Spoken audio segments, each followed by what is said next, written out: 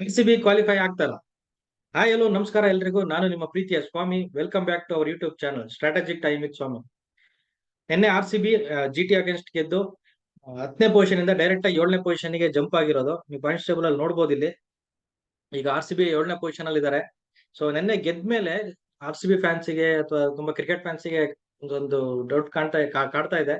RCB qualify ಆಗ್ತಾರಾ? Qualify ಆದ್ರೆ ಬೇರೆ ಟೀಮ್ಗಳು ಯಾವ ತರ ಪರ್ಫಾರ್ಮ್ ಮಾಡ್ಬೇಕು, ಯಾರ ಮೇಲೆ ಡಿಪೆಂಡ್ ಆಗಿದ್ದಾರೆ, ಯಾರ ಮೇಲೆ ಡಿಪೆಂಡ್ ಆಗಿಲ್ಲ. ಸೊ ಅದೊಂದು ಡಿಸ್ಕಷನ್ ನಡೀತಾ ಇದೆ. ನನ್ನ ಒಂದು ಡಿಸ್ಕಷನ್ ಅಂದ್ರೆ ನನಗೆ ಅನ್ಸಿದ್ದು ನಾನು ಹೇಳೋಣ ಅಂತ ಅನ್ಕೊಂಡೆ. ಇಲ್ಲಿ ಪಾಯಿಂಟ್ಸ್ ಟೇಬಲ್ ನೀವು ನೋಡಿದಾಗ RR ಫಸ್ಟ್ ಪೊಸಿಷನ್ ಅಲ್ಲಿ ಕಂಫರ್ಟಬಲ್ ಆಗಿ ಕೂತಿದ್ದಾರೆ. ಸೊ ಅವರು RCB ಸಂಬಂಧನೇ ಇಲ್ಲ. RCB ಕ್ವಾಲಿಫೈ ಹಾಕು, RR ಗೆದ್ರು ಓಕೆ, ಗೆಲ್ಲಿಲ್ಲ ಅಂದ್ರೂ ಓಕೆ, ಬಟ್ ಗೆದ್ರೆ ಚೆನ್ನಾಗಿರುತ್ತೆ. ಯಾಕೆಂದ್ರೆ ಬೇರೆ ಟೀಮ್ಗಳು ಆಲ್ರೆಡಿ ಕ್ವಾಲಿಫೈ ಆಗಿರೋ ತರ ಇರೋದ್ರಿಂದ ಬೇರೆ ಟೀಮ್ಗಳದ್ದು ರಿಸಲ್ಟ್ ಮೇಲೆ ಸ್ವಲ್ಪ ಅಫೆಕ್ಟ್ ಮಾಡ್ಬೋದು ಅವರು. ಇನ್ನು Mumbai team already rolled out, 11ರಲ್ಲಿ 6 ಪಾಯಿಂಟ್ಸ್ ತಗೊಂಡಿದ್ದಾರೆ. ಸೊ ನೆಕ್ಸ್ಟ್ ಅವ್ರು 3 ಗೆದ್ರು ಮ್ಯಾಕ್ಸಿಮಮ್ ಪಾಯಿಂಟ್ಸ್ 12 ಪಾಯಿಂಟ್ಸ್ ಮಾತ್ರ ಆಗುತ್ತೆ. ಸೊ ಆಬ್ವಿಯಸ್ಲಿ ಮುಂಬೈ ಟೀಮ್ ಕೂಡ RCB ಗೆ ಏನು ಎಫೆಕ್ಟ್ ಮಾಡಲ್ಲ. ಇನ್ನು GT 11 ಮ್ಯಾಚ್ ಅಲ್ಲಿ 7 ಮ್ಯಾಚ್ ಸೋತಿರೋದು. ಸೊ ಅವ್ರದ್ದು ಕೂಡ ಮ್ಯಾಕ್ಸಿಮಮ್ ಪಾಯಿಂಟ್ಸ್ 14 ಗಿಂತ ಜಾಸ್ತಿ ಹೋಗುತ್ತೆ ಅಂತ ಹೋಗೋ ಚಾನ್ಸ್ ಇಲ್ಲ. ಯಾಕಂದ್ರೆ ನೆಕ್ಸ್ಟ್ 3 ಗೆದ್ರು ಅವ್ರ ಮ್ಯಾಕ್ಸಿಮಮ್ ಪಾಯಿಂಟ್ಸ್ ಬಂದು 14 ಮಾತ್ರ ಆಗೋದು. ಅಂಡ್ ಅವ್ರದ್ದು ರನ್ ರೇಟ್ ನೀವು ನೋಡಿದ್ರೆ -1.320, ಒಂದು ತುಂಬಾ ನೆಗೆಟಿವ್ ಅಲ್ಲಿ ಇದೆ, -1.320. ಸೊ ಅವ್ರು ಎಂತ ಮ್ಯಾಚ್ ಅಂದ್ರೆ ತುಂಬಾ ಕಂಫರ್ಟಬಲ್ ಆಗಿ ತುಂಬಾ ಎಕ್ಸ್ಟ್ರಾಡಿನರಿ ಆಗಿ ಗೆದ್ರೆ ಮಾತ್ರ ಅವ್ರಿಗೊಂದು ಚಾನ್ಸ್ ಇದೆ. ಇಲ್ಲಾಂದ್ರೆ ಅವರು ಕೂಡ ಆಲ್ಮೋಸ್ಟ್ ರೂಲ್ಡ್ ಔಟ್. ಆಮೇಲೆ GT ಮತ್ತೆ RCB ನಡುವೆ ಯಾವುದೇ ರೀತಿ ನೆಕ್ಸ್ಟ್ ಮ್ಯಾಚ್ ಗಳು ಇಲ್ಲದೆ ಇರೋದ್ರಿಂದ ಸೊ GTನೂ ಕೂಡ ಡೈರೆಕ್ಟ್ ಥ್ರೆಟ್ ಆಗಲ್ಲ RCB ಗೆ. ಬಟ್ RCB ಗೆ ಒಂದು ನಾವು ಅಸಂಪ್ಷನ್ ಮಾಡ್ಕೊಳ್ಳೇಬೇಕು, ಅಥವಾ ಗೆಲ್ಲೋದಕ್ಕೆ ನಾವು ಬೇರೆ ಟೀಮ್ ಅಲ್ಲಿ ಡಿಪೆಂಡ್ ಆಗ್ತೀವೋ ಆಗಲ್ಲ ಅನ್ನೋದು ನೆಕ್ಸ್ಟ್ ಕಂಡೀಷನ್.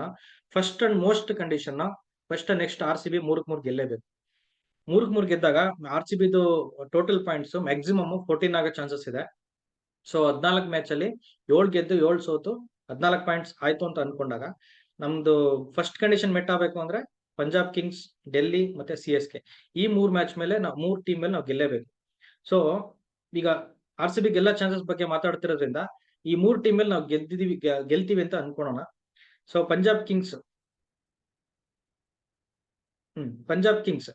ಈ ಟೀಮ್ ಮೇಲೆ ಗೆದ್ದಾಗ ಪಂಜಾಬ್ ಕಿಂಗ್ಸ್ ಸಿನಾರಿಯೋ ಯಾವ ತರ ಇದೆ ಅಂದ್ರೆ 10ರಲ್ಲಿ 4 ಗೆದ್ದು 6 ಸೋತಿದ್ದಾರೆ. ಸೊ ಇವರು RCB ಮೇಲೆ ಸೋತ್ರೆ ಇವರು ಟೋಟಲ್ 7 ಸೋತ ಆಗುತ್ತೆ. ಸೊ ಆಬ್ವಿಯಸ್ಲಿ ಅವಾಗ ಪಂಜಾಬ್ ಕಿಂಗ್ಸ್ ಮ್ಯಾಕ್ಸಿಮಮ್ ಪಾಯಿಂಟ್ಸ್ 14 ಗಿಂತ ಜಾಸ್ತಿ ರೀಚ್ ಆಗಲ್ಲ. ಸೊ ನಮ್ದು RCB ಗಿಂತ ಪಂಜಾಬ್ ಕಿಂಗ್ಸ್ ರನ್ ರೇಟ್ ತುಂಬಾ ಕಡಿಮೆ ಇರೋದ್ರಿಂದ RCB ಗೆ ಪಂಜಾಬ್ ಕಿಂಗ್ಸ್ ಅಷ್ಟು ಥ್ರೆಟ್ ಆಗುತ್ತೆ ನಂಗೆ ಅನ್ಸಲ್ಲ. RCB ಬಿಟ್ಟು ಉಳಿದಿರೋ 3 ಮ್ಯಾಚ್ ಅವ್ರು ಗೆದ್ರು RCBನೂ ಕೂಡ 3 ಮ್ಯಾಚ್ ಗೆಲ್ಲೋದ್ರಿಂದ ನಮ್ಗೆ ರನ್ ರೇಟ್ RCB ಚೆನ್ನಾಗಿರುತ್ತೆ.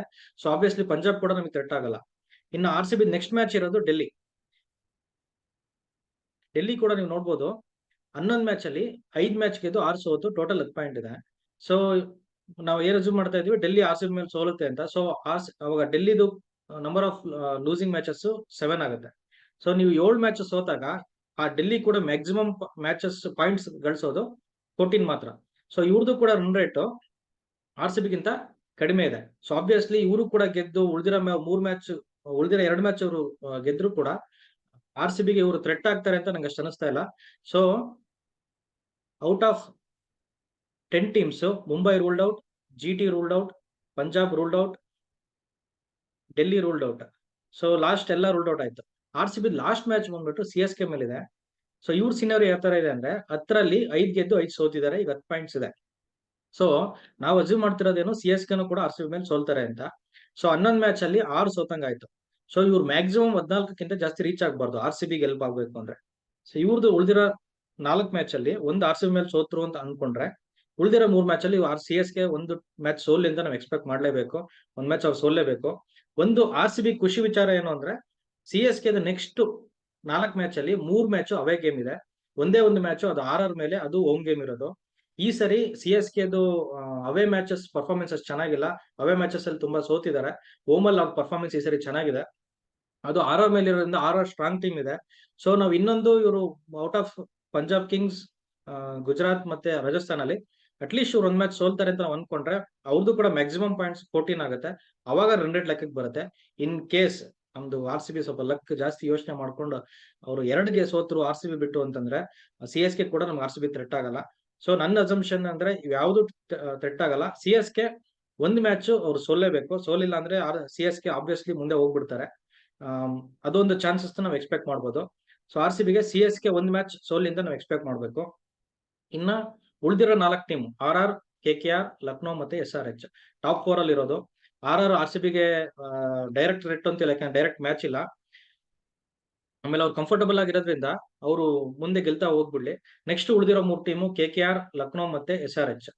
ಈ ಕೆ ಕೆ ಆರ್ ಕೂಡ 4 ಮ್ಯಾಚ್ ಇನ್ನು ಆಡ್ಬೇಕಾಗಿರೋದು. ಆಲ್ರೆಡಿ 14 ಪಾಯಿಂಟ್ಸ್ ಅಲ್ಲಿ ಇದೆ. ಈ 4 ಮ್ಯಾಚ್ ಯಾರ ಮೇಲಿದೆ ಇವ್ರದ್ದು? ಒಂದು ಲಕ್ನೋ ಮೇಲಿದೆ, ಮುಂಬೈ ಮೇಲಿದೆ, ಜಿ ಟಿ ಮೇಲಿದೆ ಮತ್ತೆ ಆರ್ ಆರ್ ಮೇಲಿದೆ. ಸೊ ಕೆ ಕೆ ಆರ್ ಒಂದು ಗೆಲ್ಲೋ ಚಾನ್ಸಸ್ ನಂಗೆ ಜಾಸ್ತಿ ಕಾಣ್ತಿದೆ. ಸೊ 14 ಪಾಯಿಂಟ್ಸ್ ಅವ್ರು ಆಲ್ರೆಡಿ ಇರೋದ್ರಿಂದ ನೆಕ್ಸ್ಟ್ 4ರಲ್ಲಿ ಅವ್ರು ನಾಲ್ಕು ಗೆದ್ರೆ ನಮ್ಗೆ ತೊಂದರೆ ಆಗಲ್ಲ. ಸೊ ಅವ್ರು ಗೆದ್ಕೊಂಡು ಮುಂದೆ ಹೋಗ್ಬಿಡ್ಲಿ. ಸೊ ಇವ್ರು ಮುಂದೆಗೆ ಹೋದಾಗ ಅಬ್ವಿಯಸ್ಲಿ ನಮಗೆ ಇಲ್ಲಿ ಎಲ್ ಎಸ್ ಜಿ ಒಂದು ಟೀಮ್ ಕಾಣ್ತಾ ಇದೆ. ಈ ಟೀಮ್ ಇಲ್ಲಿ ಇವ್ರು ಗೆದ್ದಾಗ ಕೆ ಕೆ ಆರ್ ಮುಂದೆ ಹೋಗುತ್ತೆ. ಸೊ ಎಲ್ ಎಸ್ ಜಿ ಸ್ವಲ್ಪ ಹೊಡ್ತಾ ಕೊಡುತ್ತೆ. ಸೊ ಎಲ್ ಎಸ್ ಜಿ ಉಳಿದಿರೋ 4 ಮ್ಯಾಚ್ ಅಲ್ಲಿ ಅಂಡ್ ಎಸ್ ಆರ್ ಎಚ್ ಉಳಿದಿರೋ 4 ಮ್ಯಾಚ್ ಅಲ್ಲಿ ನಾವು ಅಟ್ಲೀಸ್ಟ್ 2 ಟೀಮು 3 ಮ್ಯಾಚ್ ಸೋಲೇಬೇಕು ಅಂತ ಎಕ್ಸ್ಪೆಕ್ಟ್ ಮಾಡಬೇಕು. 2ರಲ್ಲಿ ಒಂದು ಟೀಮ್ 3 ಸೋತ್ರು ಓಕೆ, ನೋ ಪ್ರಾಬ್ಲಮ್. ಆ ಟೈಮಲ್ಲಿ ಮತ್ತೆ ನಾವು ಸಿ ಎಸ್ ಕೆ ಮೇಲೆ ಡಿಪೆಂಡ್ ಆಗಬೇಕಾಗುತ್ತೆ. ಸೊ ಎಲ್ ಎಸ್ ಜಿ ಮತ್ತೆ ಎಸ್ ಆರ್ ಎಚ್ ಅಲ್ಲಿ ನಾವು ಒಂದು ಯಾವ್ದಾದ್ರು ಒಂದು ಟೀಮ್ ಅಟ್ಲೀಸ್ಟ್ 2 ಟೀಮ್ ಆದ್ರೆ ಒಳ್ಳೇದು, ಬಟ್ ಅಟ್ಲೀಸ್ಟ್ ಒಂದು ಟೀಮು 3 ಮ್ಯಾಚ್ ಸೋಲೇಬೇಕು. 3 ಮ್ಯಾಚ್ ಸೋತಾಗ ಇವು ಮ್ಯಾಕ್ಸಿಮಮ್ ಪಾಯಿಂಟ್ಸ್ ಬಂದು 14 ಆಗುತ್ತೆ. ನಾವು ಒಂದ್ ಹೇಳ್ಬೋದು, L S G S R H 4-4 ಸೋಲಕ್ ಚಾನ್ಸ್ ಇಲ್ವಾ ಅಂತ. ಆ ಚಾನ್ಸ್ ಕಡಿಮೆ ಇದೆ. ಯಾಕೆ ಅಂದ್ರೆ ಇವೆರಡು ನಡುವೆ ಒಂದು ಮ್ಯಾಚ್ ಇದೆ. ಎಲ್ ಎಸ್ ಜಿ ಮತ್ತೆ ಎಸ್ ಆರ್ ಎಚ್ ಅಗೇನ್ಸ್ಟ್ ಒಂದು ಮ್ಯಾಚ್ ಇದೆ.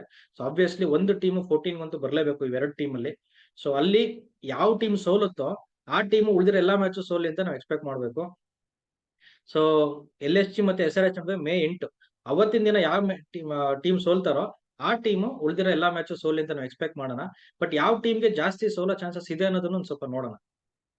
ಎಲ್ ಎಸ್ ಜಿ ಅಪೋಸಿಟ್ ಯಾರ್ಯಾರು ಇದ್ದಾರೆ? K K R, S R H, Delhi ಮತ್ತೆ ಮುಂಬೈ ಇಂಡಿಯನ್ಸ್.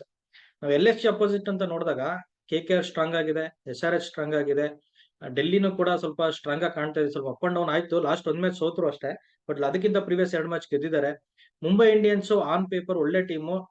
ಟೀಮ್ ಪರ್ಫಾರ್ಮೆನ್ಸ್ ಒಂದು ಓವರ್ ಆಲ್ ಒಂದು ಮೋರಲ್ ಡೌನ್ ಆಗಿದೆಯೋ ಏನೋ ಗೊತ್ತಿಲ್ಲ, ಒಂದು ಪರ್ಫಾರ್ಮೆನ್ಸ್ ಬಂದಿಲ್ಲ. ಬಟ್ ಮುಂಬೈ ಒಂದು ಎನಿ ಗಿವನ್ ಡೇ ಅವ್ರು ಪರ್ಫಾರ್ಮ್ ಮಾಡಿದ್ರೆ ಗೆಲ್ಲುವಂತ ಟೀಮು. ಸೊ ಎಲ್ ಎಸ್ ಜಿಗೆ ಸ್ವಲ್ಪ ಥ್ರೆಟ್ಸ್ ಜಾಸ್ತಿ ಇದೆ. ಇನ್ನೊಂದು ಡಿಸ್ಅಡ್ವಾಂಟೇಜ್ ಎಲ್ ಎಸ್ ಜಿಗೆ ಏನು ಅಂದ್ರೆ, ಇವ್ರು ಆಡ್ತಿರೋ ನೆಕ್ಸ್ಟ್ 4 ಮ್ಯಾಚ್ ಅಲ್ಲಿ ಕೆ ಕೆ ಆರ್ ಅಗೇನ್ಸ್ಟ್ ಮಾತ್ರ ಇವ್ರದ್ದು ಹೋಮ್ ಗೇಮ್ ಇರೋದು. ಉಳಿದಿರೋ 3 ಮ್ಯಾಚ್ ಕೂಡ ಅವೇ ಗೇಮ್ ಇದೆ. ಸೊ ಅದೊಂದು ಡಿಸ್ಅಡ್ವಾಂಟೇಜ್ ಆಗುತ್ತೆ ಎಲ್ ಎಸ್ ಜಿಗೆ. ಇನ್ನು ಎಸ್ ಆರ್ ಎಚ್ ಟೀಮ್ ಅಲ್ಲಿ ನೋಡಿದಾಗ ನೆಕ್ಸ್ಟ್ ಅವ್ರದ್ದು 4 ಮ್ಯಾಚ್ ಇರೋದು ಒಂದು Mumbai Indians, Lucknow, G T ಮತ್ತೆ ಪಂಜಾಬ್. ಈ 4 ಮ್ಯಾಚ್ ಅಲ್ಲಿ ಲಕ್ನೋ ಮತ್ತೆ ಜಿ ಟಿ ಮೇಲೆ ಸ್ವಲ್ಪ ಎಸ್ ಆರ್ ಎಚ್ ಕಂಪೇರ್ ಮಾಡಿದಾಗ ಎಸ್ ಆರ್ ಎಚ್ ಸ್ಟ್ರಾಂಗ್ ಆಗಿ ಕಾಣ್ತಾ ಇದೆ.